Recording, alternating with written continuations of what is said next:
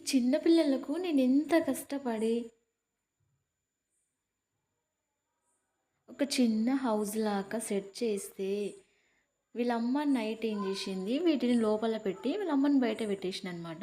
యాక్చువల్గా ఫస్ట్ రోజు వాళ్ళ అమ్మని లోపల పెట్టేస్తే అది మొత్తము తవ్వుకొని తవ్వుకొని బయటకు వచ్చేసింది. సరేలే పాపం చలి పెడుతుంది కదా అని లోపల పెట్టేసి మొత్తం పీకేసింది.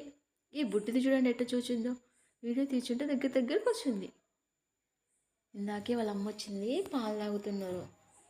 చలి చాలా ఘోరంగా ఉంది కదా అసలు, పాపం. అందుకోసం ఎండ వచ్చింది కాబట్టి కాసేపు ఎండలో పెట్టేసిన ఆడుకుంటారని.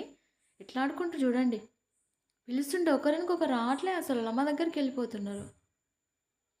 వస్తలేరని కొంచెం బెదిరిస్తే మొహం ఇంత పెట్టుకొని చూస్తున్నారు.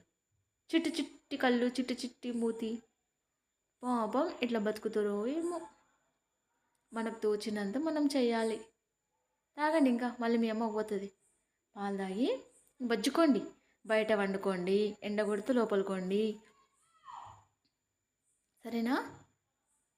చూడండి ఇటు మీ మమ్మీని ఏం చూస్తున్నారు, నిన్నే చూసేది మా అమ్మతో ఉంటాం అన్నట్టు పోతున్నారు. చూడండి బుడ్డిలు.